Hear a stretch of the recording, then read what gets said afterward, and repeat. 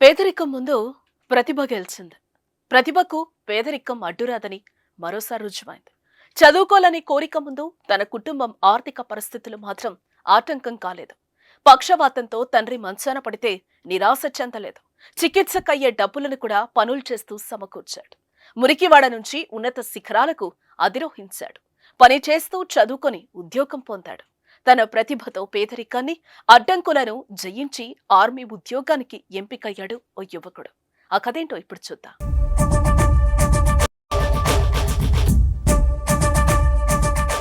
ముంబైలోని ధారావికి చెందిన 26 ఏళ్ల ఉమేష్ ఢిల్లీరావు తన తెలివితేటలతో భారత సైన్యంలోకి ప్రవేశించి ఈ ఘనత సాధించాడు. తన తల్లి, సోదరితో సహా కుటుంబంలోని 9 మంది సభ్యులు చెన్నైలోని ఆఫీసర్స్ ట్రైనింగ్ అకాడమీలో శనివారం జరిగిన పాసింగ్ అవుట్ పెరేడ్కు హాజరయ్యారు. అయితే ఆర్మీలో చేరడానికి ముందు ఉమేష్ పేదరికం, దురదృష్టం వెంటాడాయి. పెయింటర్ అయిన ఉమేష్ తండ్రి 2013లో పక్షవాతంతో మంచాన పడ్డాడు. గత మార్చిలో అతడు ఆర్మీ శిక్షణకు రిపోర్ట్ చేయాల్సిన ఒక రోజు ముందు గుండెపోటుతో మరణించాడు. కానీ దుఃఖాన్ని దిగమింగుకుని ఆర్మీ శిక్షణలో చేరాడు. 11 నెలల శిక్షణ పూర్తి కావడంతో శనివారం పాసింగ్ అవుట్ పెరేడ్ జరిగింది. ఉమేష్ విజయానికి ఆ కలే పట్టుదలనిచ్చింది. చదువుకొని ఉద్యోగం సాధించాలని నిశ్చయించుకున్న అతడు తల్లిదండ్రుల పరిస్థితి తెలిసి పనిచేసుకుంటూ విద్యను కొనసాగించాడు. టాటా ట్రస్ట్లు, పిఎఫ్ దావత్ ట్రస్ట్, మహాలక్ష్మి ట్రస్ట్ నుంచి స్కాలర్షిప్లతో పాటు స్థానిక సైబర్ కేఫ్లో పనిచేస్తూ చదువుకున్నాడు. బీఎస్సీ, ఎంఎస్సీ కంప్యూటర్స్ పూర్తి చేసిన తర్వాత టీఎస్సీఎస్లో 3 ఏళ్లు పనిచేశాడు. కుటుంబ బాధ్యత మొత్తం తన భుజాలపై వేసుకుని కుటుంబ పెద్దగా మారాడు.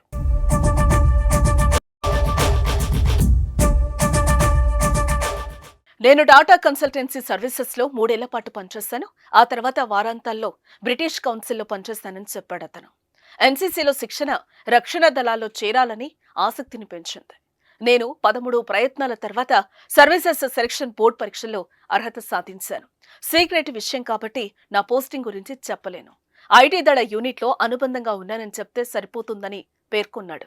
ధారావి చుట్టుముట్టే విపత్కర పరిస్థితుల గురించి కూడా ఉమేష్ తెలిపారు. ధారావిలో నిరుద్యోగిత రేటు అధికంగా ఉంది.